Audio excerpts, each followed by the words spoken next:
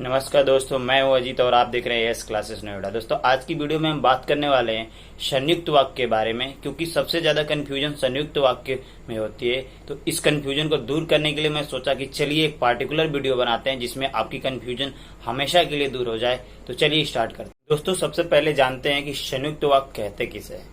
तो ऐसा वाक्य जिसमें एक से अधिक उपवाक्य हों और सभी के सभी स्वतंत्र और साधारण हो। स्वतंत्र का मतलब ये कि वो किसी दूसरे पर आश्रित ना हो अपना अर्थ कंप्लीट करने के लिए, और साधारण का मतलब ये होता है कि ऐसा उपवाक्य जिसमें एक उद्देश्य और एक विधेय हो, उसे साधारण उपवाक्य कहते हैं। चलिए अब देखते हैं कि संयुक्त वाक्य कितने प्रकार के होते हैं, इसके कितने भेद होते हैं।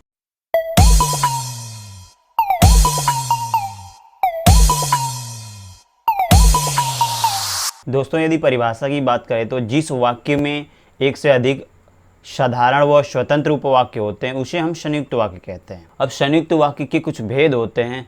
अब ये भेद किस आधार पर बांटे गए, तो इनके जो उपवाक्य थे कुछ आधार पे ये जुड़ रहे थे एक दूसरे से। तो जिस आधार पे ये जुड़ रहे थे, इनका संबंध जिसके आधार पे था, उसी आधार पे इसे 4 भागों में बांटा गया है। तो देखते हैं कि इसे किस किस भागों में बांटा गया है और उसके बारे में डिटेल जानकारी लेते हैं। पहला इसका है जो है संयोजक संयुक्त वाक्य, यानी कि ये जोड़ने का काम करता है। इसमें क्या करते हैं, दोनों उपवाक्य एक दूसरे को जोड़ने का काम करते हैं। और किस आधार पर ये जोड़ते हैं, तो इनके कार्य व्यापारों या स्थिति के आधार पर ये आपस में जुड़ते हैं। अब देख लेते हैं एग्जाम्पल के थ्रू कि इसका क्या है। मैं गुलाब जामुन खाया, ये मैं इसमें उद्देश्य, गुलाब जामुन खाया विधेय है, इसमें मेरी बहन उद्देश्य और कोल्ड ड्रिंक पी विधेय हो गया। तो इन दोनों उपवाक्यों में और से जुड़े हैं ये दोनों उपवाक्य, और ये दोनों उपवाक्य आपस में संयोज कर रहे हैं दो कार्यों और व्यापारों के आधार पे, स्थिति के आधार पे। इसीलिए यहाँ पे हम कह सकते हैं कि ये जो होगा, मैं गुलाब जामुन खाया और मेरी बहन कोल्ड ड्रिंक पी, ये संयोजक संयुक्त वाक्य है, क्योंकि इसमें दो स्वतंत्र और साधारण उपवाक्य जुड़े हैं। और से मैं गुलाब जामुन खाया, मेरी बहन कोल्ड ड्रिंक पी, ये दो स्वतंत्र और साधारण उपवाक्य हैं, और ये दोनों और से जुड़ रहे हैं। तो ये दोनों और से जुड़े, तो जब दो या दो से अधिक स्वतंत्र और साधारण उपवाक्य जब रहते हैं किसी भी वाक्य में, तो उसे हम कहते हैं संयुक्त वाक्य। लेकिन संयुक्त वाक्य के भेद के हम बारे में पढ़ रहे हैं, इसीलिए हो जाएगा संयोजक संयुक्त वाक्य। अगले उदाहरण की तरफ बढ़ते हैं। आपके लिए चावल बना है, तो आपके लिए इसमें उद्देश्य हो गया, चावल बना है विधेय हो गया। मेरे लिए इसमें उद्देश्य हो गया, पूरी बनी है विधेय हो गया। तो इसमें भी हम देख रहे हैं कि जो दो उपवाक्य हैं, आपके लिए चावल बना है, मेरे लिए पूरी बनी, इसमें दो उपवाक्य हैं, दोनों के दोनों साधारण और स्वतंत्र है। तो क्लियर है कि ये संयुक्त वाक्य होगा। अब ये दोनों आपस में एवं से जुड़ रहे हैं, यानी कि ये दोनों उपवाक्य, आपके लिए चावल बना है, मेरे लिए पूरी बनी है, ये दोनों उपवाक्य अपने कार्यों के स्थिति के आधार पे एक दूसरे से जुड़ रहे हैं। इसीलिए यहाँ पे हो जाएगा, आपके लिए चावल बना है एवं मेरे लिए पूरी बनी है, संयोजक संयुक्त वाक्य। अगले उदाहरण की तरफ बढ़ते हैं। मैं यहाँ सोऊंगा, मैं उद्देश्य, यहाँ सोऊंगा विधेय तथा योजक शब्द आप सभी के बारे में बात हो रही है, तो इसीलिए आप सभी उद्देश्य हो जाएगा, वहाँ सोना ये विधेय हो जाएगा। यानी कि इसमें भी दो साधारण और स्वतंत्र उपवाक्य हैं, इसीलिए ये भी संयुक्त वाक्य होगा। अब ये तथा से जुड़ा हुआ है और ये दोनों आपस में स्थिति, मैं यहाँ सोऊंगा, आप सभी वहाँ सोना, ये स्थिति के आधार पे या आपस में एक दूसरे से जुड़ रहे हैं ये दोनों उपवाक्य। इसीलिए मैं यहाँ सोऊंगा तथा आप सभी वहाँ सोना, ये जो पूरा का पूरा वाक्य होगा वो होगा संयोजक संयुक्त वाक्य। दोस्तों, अगला है विभाजक संयुक्त वाक्य, यानी कि ये क्या करता है, दोनों में विभाजन करता है। इसमें दो उपवाक्यों के बीच विकल्प होता है, उसमें से एक को स्वीकार करके दूसरे को त्यागना होता है, यानी कि यहाँ पे विकल्प दिया जाएगा। जैसे उदाहरण के द्वारा हम समझते हैं, आप आएंगे या आपको बुलाना पड़ेगा। तो आप आएंगे ये एक उपवाक्य, आपको बुलाना पड़ेगा ये दूसरा उपवाक्य। ये दोनों उपवाक्य या से जुड़े हुए हैं और ये इसमें विकल्प दिया जा रहा है कि आप आ जाएंगे, आपको बुलाना पड़ेगा। तो यदि उसे आ जाएगा वो, तो बोल देगा ठीक है मैं आ जाऊँगा। यदि वो नहीं आ पाएगा तो बोलेगा कि आप मुझे एक बार बुला लेना है, ठीक है। तो इसमें इस तरीके से विकल्प दिया गया है। तो इसको किसी एक को चूज करेगा, या तो वो खुद आ जाएगा या तो कह देगा कि हमें आप बुला लीजिएगा। अगला है श्याम आपको पहचानता है अथवा आपके दोस्त को, यानी कि इसमें विकल्प दिया गया है कि श्याम आपको पहचानता है या अथवा आपके दोस्त को पहचानता हो। तो या तो श्याम उसको पहचानता होगा तो वो बोल देगा हाँ मुझे पहचानता है, या श्याम उसके दोस्त को पहचानता होगा तो वो बोल देगा नहीं श्याम तो मेरे दोस्त को पहचानता है।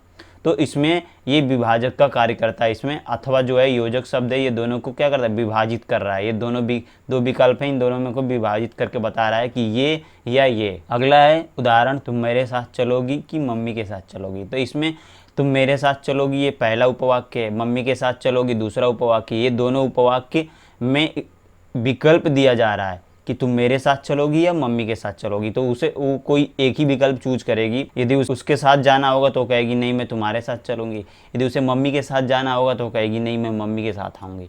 तो कोई इसमें से एक विकल्प वो चूज करेगी। आशा करता हूँ आपको समझ में आया होगा। वीडियो को लाइक कीजिए। नेक्स्ट जो है विरोधवाचक संयुक्त वाक्य, यानी कि इसके नाम से ही पता चल रहा है कि इन दोनों में विरोध होगा, यानी कि जो भी उपवाक्य होंगे दो या दो से अधिक, इन दोनों में एक विरोधाभास उत्पन्न होगा। उदाहरण के द्वारा समझते हैं, मैंने तुम्हें बहुत समझाया था, ये पहला उपवाक्य है, पर तुम माने नहीं, ये दूसरा उपवाक्य है।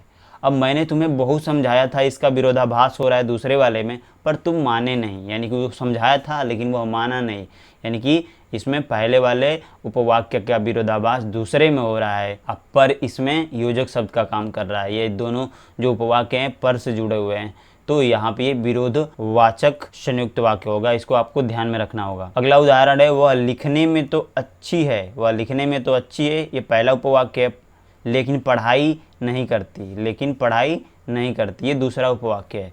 ये दोनों आपस में लेकिन से जुड़े हैं। तो वह लिखने में अच्छी है, इसका विरोधाभास दूसरे वाले उपवाक्य में है कि पढ़ाई नहीं करती, यानी कि पहले वाले उपवाक्य का वह लिखने में अच्छी है, इसी का विरोध किया जा रहा है, लेकिन वो पढ़ाई नहीं करती। तो यहाँ पे जो लेकिन है वो विरोधाभास के रूप में इन दोनों उपवाक्यों को जोड़ रहा है। अगला उदाहरण है, राम गरीब है। इसमें पहला उपवाक्य हो गया, मगर ईमानदार है दूसरा उपवाक्य। तो ईमानदार है, इसी का विरोध किया जा रहा है इसमें पहले वाले में कि ईमानदार तो है लेकिन वो क्या है, गरीब है। तो ईमानदार यहाँ पे पहले उपवाक्य का राम के लिए वह है लगा सकते हैं आप, वह ईमानदार है। अगला और अंतिम इसका जो प्रकार है वो है परिणामवाची, यानी कि इससे ये पता चल रहा है कि परिणाम इसमें कुछ ना कुछ रिजल्ट बताएगा कि क्या है। इसमें एक उपवाक्य से कार्य तथा दूसरे उपवाक्य के उससे परिणाम का बोध होता है। इसमें कि जितने भी जो भी उपवाक्य होंगे उसमें से क्या होगा, एक यदि उसके कार्य का बताएगा तो दूसरे उसके परिणाम का बताएगा। जैसे चोरी मत करो पकड़े जाओगे, ठीक है, बढ़िया से मेहनत करो नहीं तो फेल हो जाओगे। तो पहले वाले उपवाक्य में दूसरे का क्या बताया जा रहा है, इसमें रिजल्ट बताएगा। तो इसे हम कहते हैं परिणामवाची। ये बहुत ही इंपॉर्टेंट संयुक्त वाक्य का भेद होता है, क्योंकि ये वाला जो भेद है यही सबसे ज़्यादा कन्फ्यूज़ करता है कि ये मिश्रित तो नहीं है। तो इसको आपको ध्यान से देखना होगा, तभी आपका क्लियर हो पाएगा। अभी आपकी कन्फ्यूजन जो दूर हो जाएगी कि ये मिश्रित वाक्य नहीं होते इस प्रकार के जो भी वाक्य होते हैं। जैसे उदाहरण के द्वारा समझते हैं, वह बहुत मजबूर है।